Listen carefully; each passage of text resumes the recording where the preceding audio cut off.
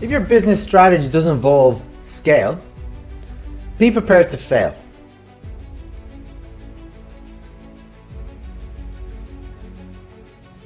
But here's a question for you. What does scale actually mean?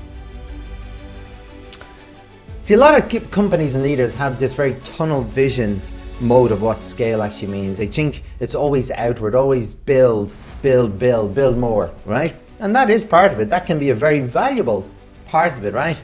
But there's also other mechanisms, and I talk about maybe 6 different ways you can actually scale your business. And some involve outward mechanisms, but some also involve inward mechanisms, right? So when I look at any company and I'm working with them, I always see where is the sweet spot between all the outward activities and all the inward activities that you need to do to scale your business. Because what does scale actually mean? You know, at the end of the day, when you boil it down to brass tacks, as we say, it's all about creating more profits for the business and securing the business for the future, not just for now, for the future. So what I want to share with you is probably 6 different mechanisms altogether, and within those mechanisms there's multiple avenues again you can go down. So if we look at the outward mechanisms for scaling your business, the simple one that most people think about or work towards is new clients, right? So you work hard, you want to scale your 10% more clients, right? That's what you want to do. That could involve knocking on 40% more doors when you do the conversion ratios, etc., etc. But that's not always possible, because maybe you get to a point where you've saturated your marketplace and your customers within that. So that's number 1. So then once you've done that, you go to number 2 and you look at different demographics. Maybe you want to move into a different demographic and develop a mechanism that you can just plug and play. You have a blueprint and you put it somewhere else. And that will have its own issues as well. Then I've worked with companies that have had issues with this. But before you do that, you want to make sure you're operationally sound underneath that. Everything under the hood is working like a steam train. That is crucial when you go into different demographics, right?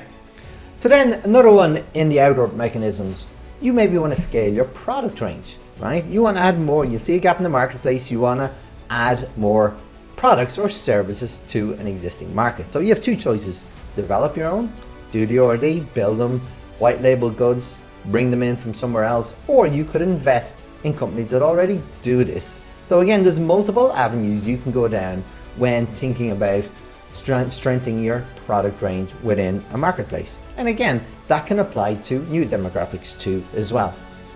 So there's 3 examples there that you can work with if you have a really outward growth trajectory for your business, and that's all fine. But then don't forget the ones that you can do inward as well, because to me it's all about looking inwards first. And to me, this is always the first stage of a scaling strategy for your business. You have to look inward. And what do I mean by that? Well, first and foremost, you can get new business with existing clients.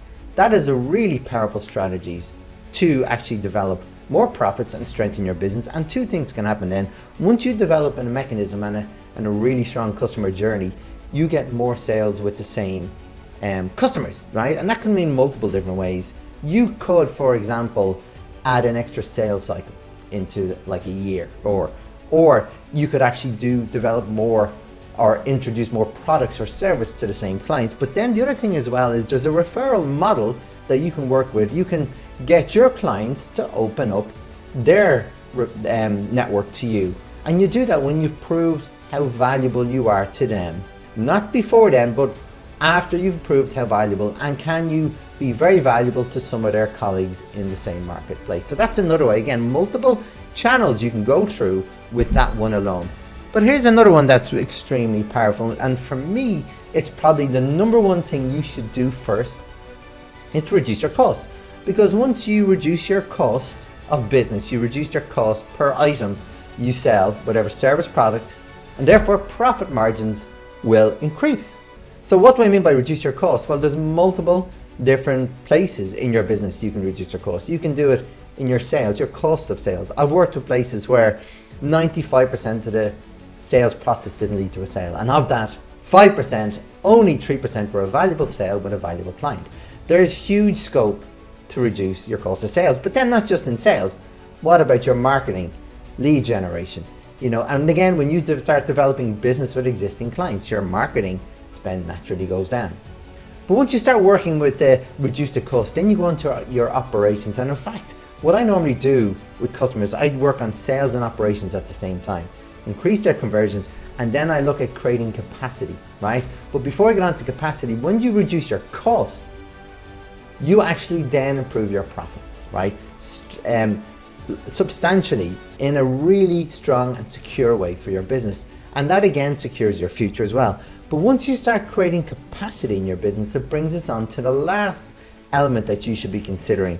And that is to reduce your sales cycle in terms of time to generate new leads, time to get business. And I'm talking about not rushing, just reducing all the wasted activity. So you're getting there as quickly as possible without rushing a customer or a sale. So make sure your lead times to the sale improve, so your waterfall cycle reduces. Then, once you get it, when you start working on your operational improvements, you increase your capacity in your business. So you've reduced the time it takes to do that, right? So then, once you've done that, then you can invoice quicker. Then you get paid quicker. So then your cash flow increases, it scales. So it's another way of improving your scaling ability and your growth trajectory in your business. But when you do all these things under the hood, this is what I was saying about it's the first and most valuable step in scaling your business, because you've done it without scaling your cost, because once you start introducing new sales into that capacity you've created, that labor is essentially free. So it's a double hit, it's a double win. You know, so these are the things you can do. There's so many things you can do in business to scale. So don't just think tunnel vision and think outward all the time. What can you do inward, and get the two strategies working together, complementing each other? And when you do all these, that's when you get substantial incremental improvements all the way through your business that will secure it into the future. I hope this makes sense. If you have any questions, get in touch. In the meantime, this is Jason saying, have a great day.